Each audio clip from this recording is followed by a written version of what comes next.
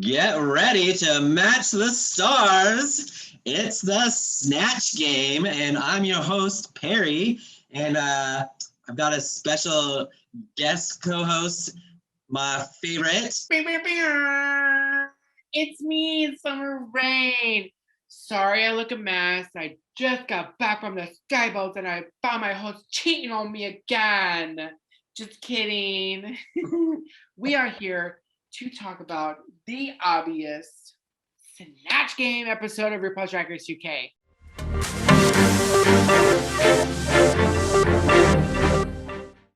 I'm so excited for this. And the queens, like, I always get scared because as a person who lives in the US, I don't know a lot of the UK references. So the Snatch Game is one episode that scares me because I'm not going to know who they are going to be referencing.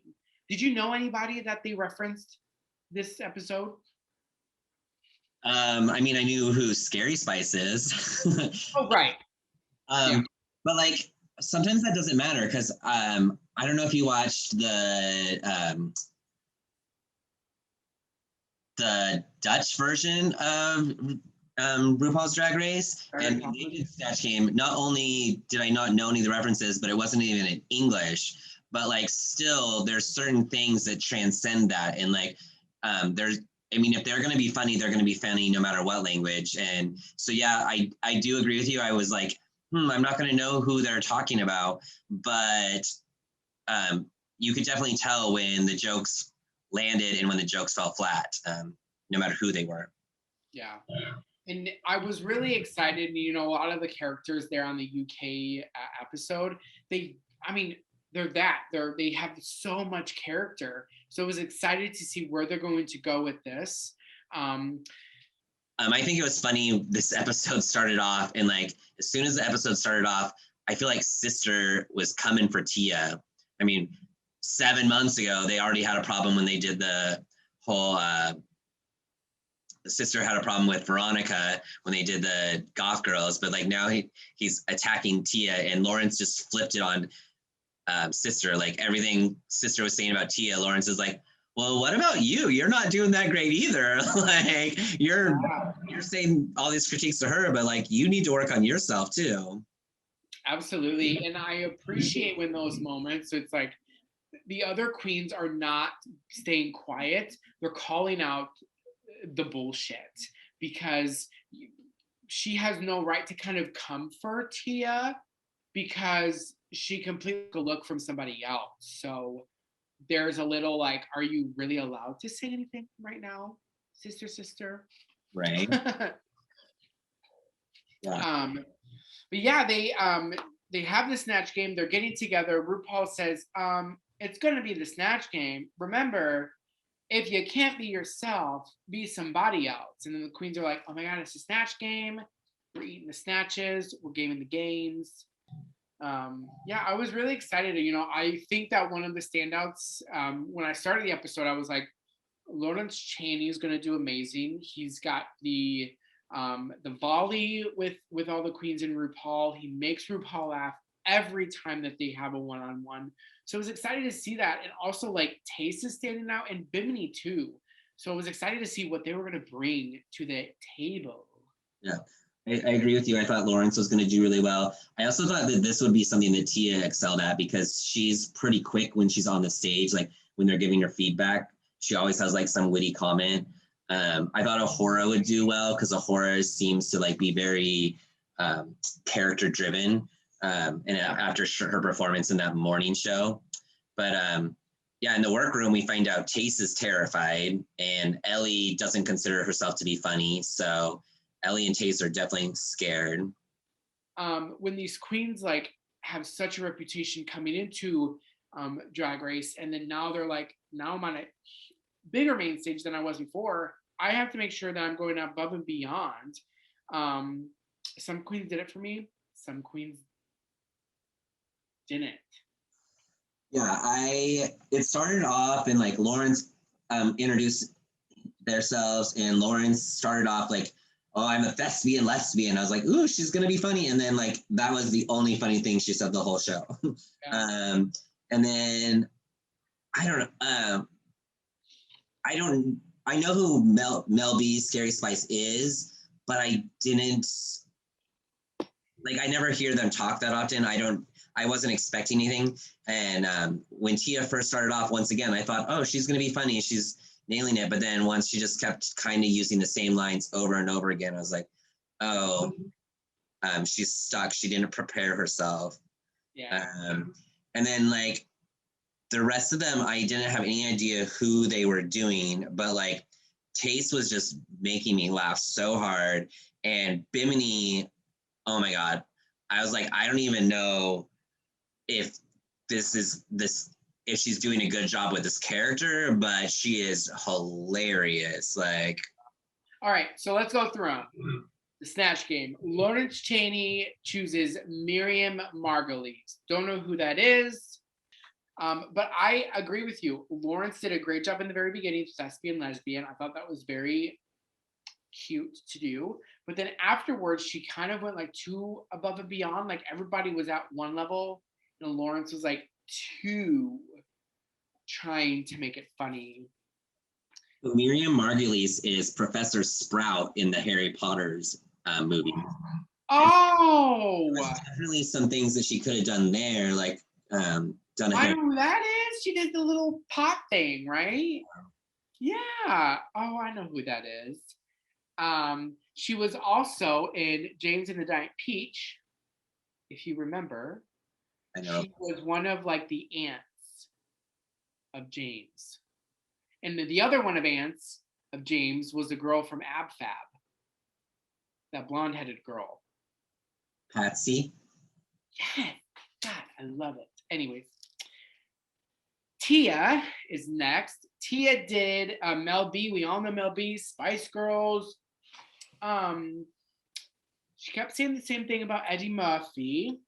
I think I heard it 3 times. The last time she said it, something about a BBC. That I thought was funny. And Michelle actually laughed at that. Yeah, I feel like she should have saved that if that was the only Eddie Murphy reference she would have made, that was great. Like, right. Yeah. And especially for all those kids out there that don't know what BBC is, Google it. Google BBC. Mm-hmm. And you'll be surprised, honey. And then Ahura was Louis Spence. Now, I don't know who Louis Spence was. I do like how Ahura, it didn't even look like Ahura won. So maybe she was out of her comfort zone, something. But I appreciate how it was totally something not what I expected from Ahura. Yeah, so Louis Spence, I guess, has like a dance show on TV in the UK and was in a bunch of Broadway musicals. Anytime a drag queen's going to do boy drag for Snatch Game, they can't just be looking like, they don't care. Like when you're doing a girl on Drag Queen, they want to see like that you have the look perfected down. But if you're doing boy drag, they don't care how well you have the look because it's not drag anymore. You have to nail it with being funny in your performance, like, or like do somebody that's gender bending, like Prince or not Prince, Little Richard or Boy George or something like that. But shut up. My favorite.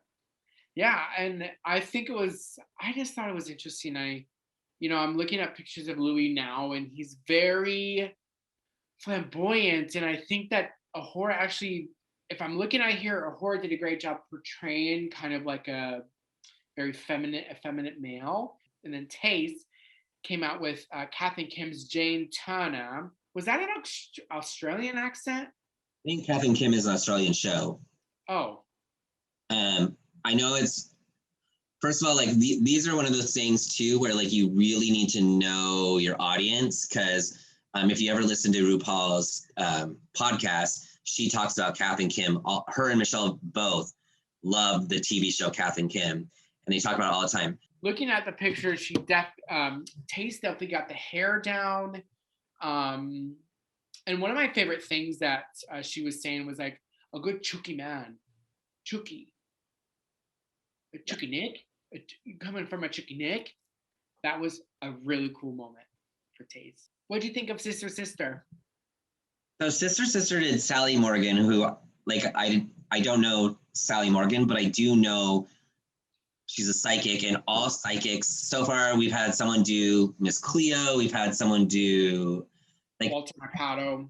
Yeah, we've had them do many different psychics, and like you gotta like be prepared to nail it. Like and like the funniest thing she did was where she like, oh, I'm talking to your dead great grandfather, and like Michelle's like, oh, okay, but like it like, do you know anything about Michelle's great grandfather? Like, if you're gonna try to be psychic, you need to at least know something about him that you can actually like.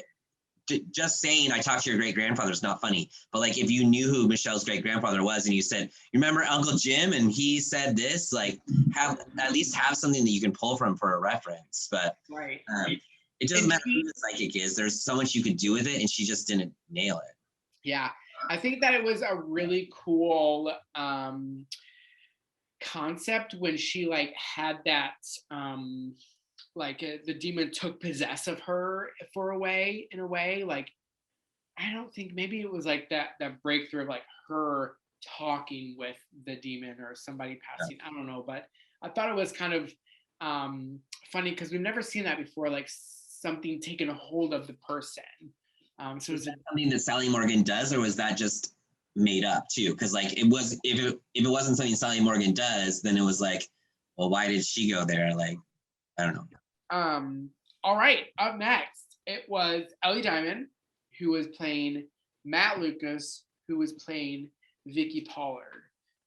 Looking at the pictures of Matt Lucas playing Vicky Pollard, do you recognize Matt Lucas? I didn't know who it was. I'm looking it up now, and I'm like, okay, I get it. I don't think that she nailed the look, so then she's not going to nail the look. She really has to nail the performance, and I honestly don't remember a single thing she said because it was so boring. Yeah, it was just a lot at once. When I first saw the wig, I literally thought of 90210 here in the US. And I was like, I don't think she would make that kind of a reference, you know? So then I was like, that's not it. That's not it. Because that's very the vibe that I got with the ponytail with the scrunchie. I wrote down in my notes, just one note, upset. Like she was kept being upset about everything. And but it was like, meh. Yeah. Meh. Forgettable. And then while we're talking about Ellie though, and you were talking earlier about like they all had like their little emotional moments. The one thing I did get from this though was like Ellie's mom is a fucking rock star. Go Ellie's mom. Thank you for kicking out her dad.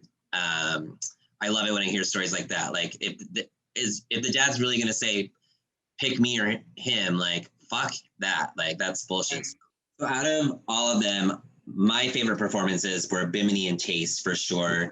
And then if I had to rank the rest of them, I honestly thought Ahura and Tia were like middle of the road. Like, yeah, Tia like kept doing the same joke, but like compared to Sister and Ellie and Lawrence, like I thought she was better than those three. So yeah, I totally agree.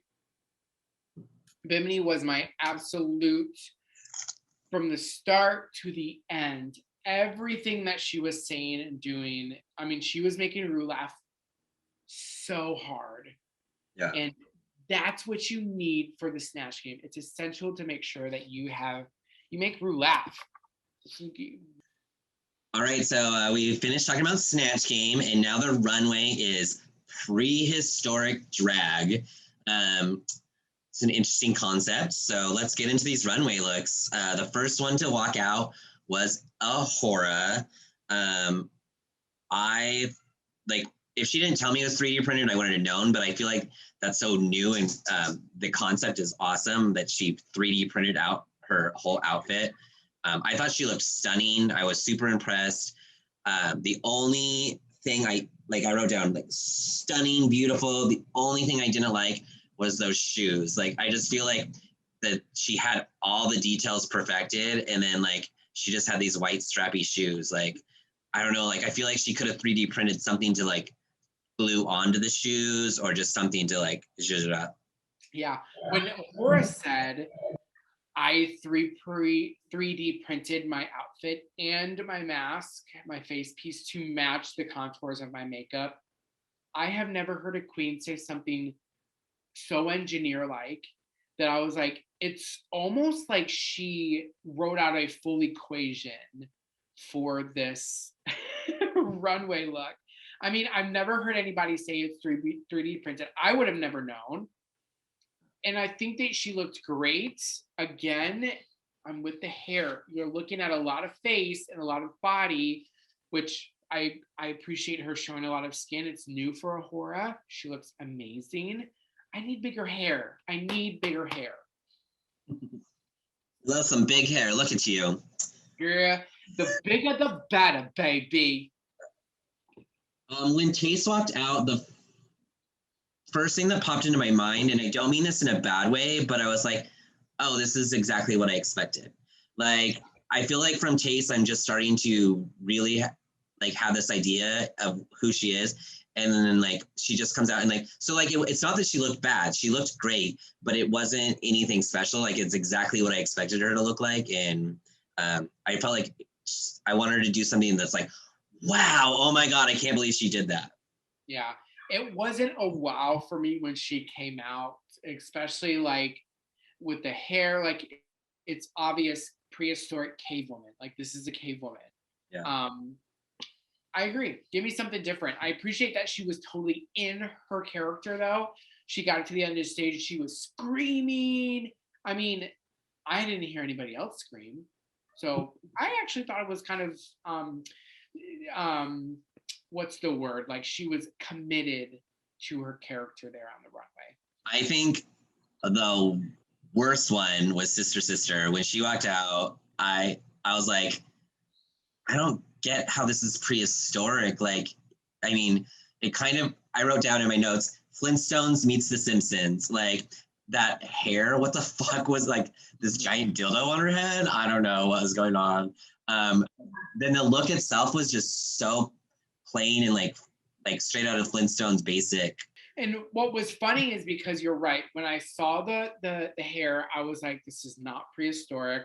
I saw the dress. I saw the green little like tassels at the end of the dress. It's not prehistoric. However, when I saw her face mask, it made me think again that she probably saw something of maybe Ahura's and saw what she was going to put on her face. I mean, it almost looked like the same face mask that they both put on. So I was like, sister, you're coming again for Ahura. What is it? Like nobody else was wearing a mask besides those two. Ahura's melded into her whole outfit. Sister's like, it's like, okay, my face is going to be this one thing, my hair is going to be something completely different, and then my dress is a whole nother thing. Like none of it melded together at all. Like, I mean, I could get prehistoric aspects of, well, not the hair, but I could get prehistoric aspects from the mouth and from the dress, but then not together. Like, right. Yeah, I feel like she just kind of, it was discombobulated. She just put some pieces together. Tia, the only thing I'm going to say about Tia is I loved it. I personally loved it. And I thought it was funny that the judges were like, oh, you gave us some shape.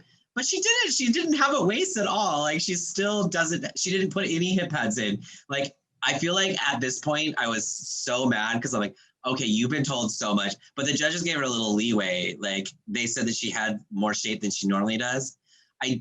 Now that aside, I did love the dress. Like I love the. I mean, for me as a kid, out of all the dinosaurs, the pterodactyl was my favorite. I always like Petrie from Land Before Time, like my all-time favorite. Like, and I loved it. I do agree with, I think it was Graham Norton that was like, your hat, your prehistoric head wasn't very scary. It was like a little, I was like, yeah, I agree. That was kind of basic compared to the dress, but the dress itself I liked. Yeah, I mean, Tia was like, this is me stepping it up, and I have thousands of rhinestones on my dress. Couldn't see it. No idea where.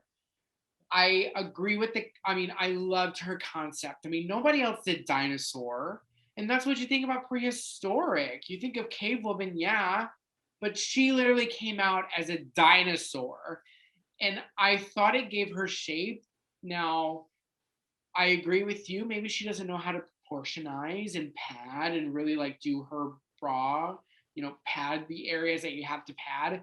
But her body, with it being so tight, it at least gave her some shape, but not the shape that we are needing from her.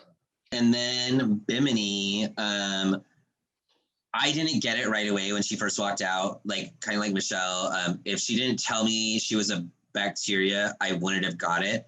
But I do have to say, like, because what the challenge was and because she told us, like, it was amazing, like so good. Like, I loved how it flowed. It was so awesome. And also, like, once again, taking a different kind of way of doing prehistoric. Don't give me don't give me Wilma, don't give me Flintstones, give me something different and unexpected. And yes, bacteria is extremely prehistoric. So absolutely. And I mean, there's so much that I'm going to say about Bimini that I'm going to say it really fast. I really love her. I love her non-binary. And I really think that this is what she wanted to throw in as well with her bacteria, is that you're a bacteria. There's no labels. So this is what I'm going to come out as a bacteria. We all started here. Now with the outfits, she looked like an amoeba, like a mitochondria. And I mean, it was so conceptual. And I think it really was something that, completely unexpected. And then Lawrence comes out, and I think Lawrence's looked good, but very simple. Like, when you put him on the runway with everyone else, it blended into the background. It was very simple. I mean, it was more elevated than Sister Sister, in my opinion. Like, I got the prehistoric, especially with the small little tears that were rhinestone. I mean, it's the small details. But you're right. I mean, it just was, it wasn't wow to me. It looked great, but it wasn't wow.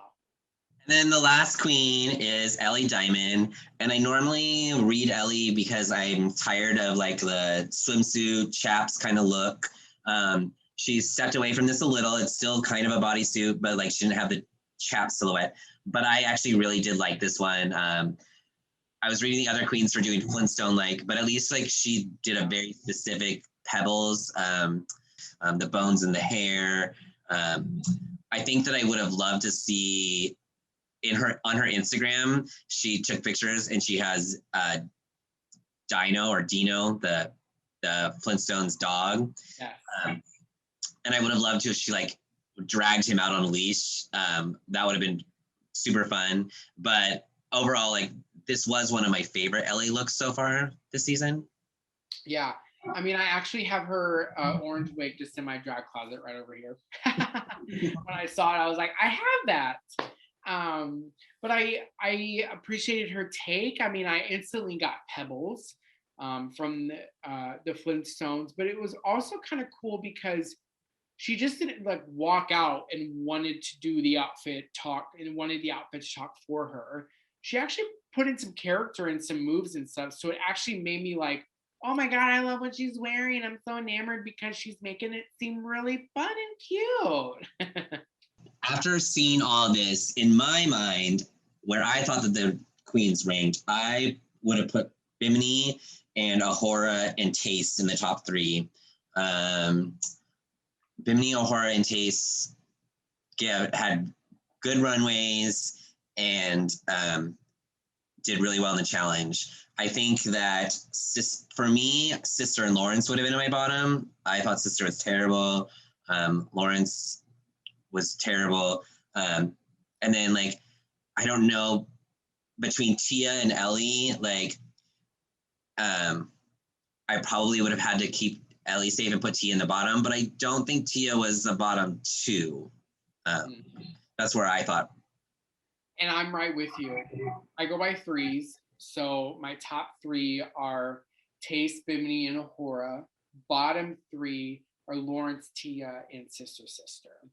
I don't think that Sister should have been safe, especially with her Snatch Game performance. And I was really surprised that it was just Lawrence and Tia in the bottom two. I don't think that Tia should have been in the bottom two. They're making Tia and Lawrence lip sync. By now, Tia's she's ready to lip sync. She's got this sound. They joke that if she wins this, she'll be the official first UK lip sync assassin. Yeah. I mean, going against Lawrence, like, that just sucks because it's like there's no way they're sending Lawrence home. I mean, I think that Tia could have gave an amazing lip sync and still got sent home. But she didn't give an amazing lip sync either. I feel like she was completely defeated this time around.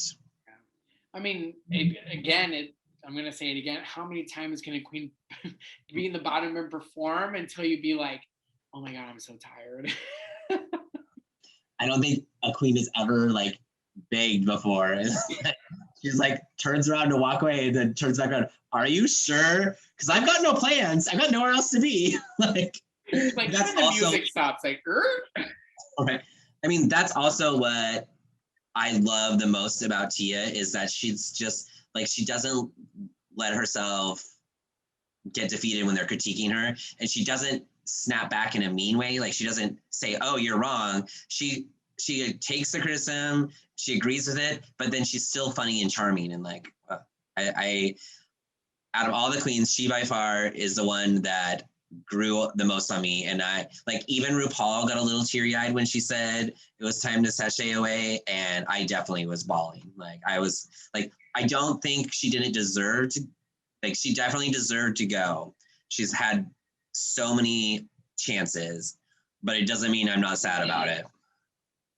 Right. But I think because of her concepts and her personality, I cannot wait for a UK All-Stars if they're going to have one.